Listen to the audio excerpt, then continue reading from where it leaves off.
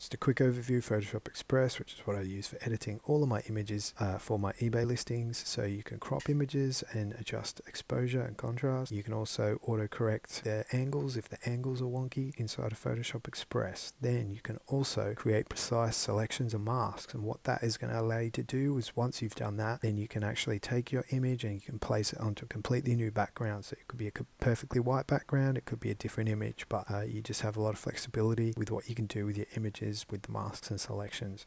And also the latest feature that they've actually included is the clone stamp tool. And then what that means is if you have an image and you have spots and you have other things in the image that you want to get rid of, you can now very easily get rid of those, make adjustments. If you have dust on clothing, it's easy to remove, and then they're ready for eBay.